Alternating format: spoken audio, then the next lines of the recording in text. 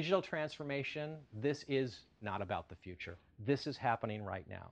We do not have a client today that is not talking to us about the risk factors of virtually everything they do. We had a client who recently told us they were leaving the firm, very large, very famous firm, and they were basically leaving because the leadership team of this company said, we don't like the risks you are taking with our enterprise brand when it comes to the marketing initiatives you're launching. And many of these marketing initiatives were very successful. They got the brand into a more contemporary context. They brought a more youthful view. But the fact was, they got talked about, and not always in a positive light. And that CMO is no longer there.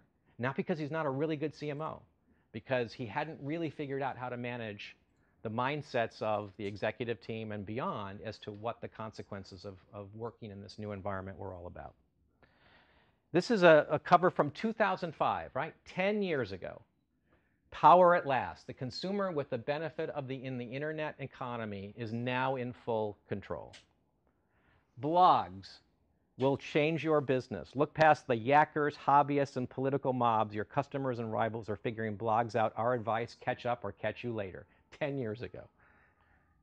Your companies need your idea. Why companies need your ideas? The whole notion that now with this, in this digital environment, you can connect directly with these customers, and they can help you make your products better. Now, 10 years later, you would assume we have really started to figure all this out. We haven't even scratched the surface. Every day we are dealing with clients who are struggling to figure out how to operate in this new reality.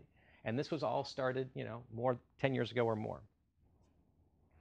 We now live in this networked age where platforms are the things that are creating almost no separation between enterprises, their customers, all of their stakeholders, their employees.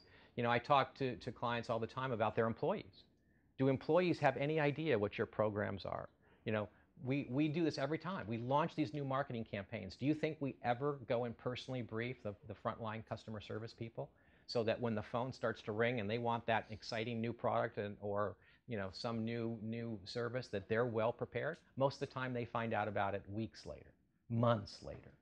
But in the short term, they're being asked questions and challenged, and they don't know what to do. And now we all have a device that gives us ultimate power and control. How many of you have had friends or family or whatever showing you their new Apple Watch? So this week, I have had 10 people now either showing me their wrist or sending me messages from their watch. I've got people taking selfies of their watch in front of hotel door rooms to open their doors, or going to pay at an Apple Pay. I mean, it's unbelievable. So whether the Apple Watch is successful or not is not the point. The point is that this technology is now getting to a level of personalization, coolness, and whatever, that it's just going to unleash. And what happens when someone's Apple Watch unlocks the wrong hotel door and all? I mean, it's just like it's all coming. It's all coming. Or as someone was saying earlier, your watch says go to the hospital immediately, right? Because you're going to have a heart attack in 10 minutes. I can't wait to see that person leave the meeting. Yeah, exactly.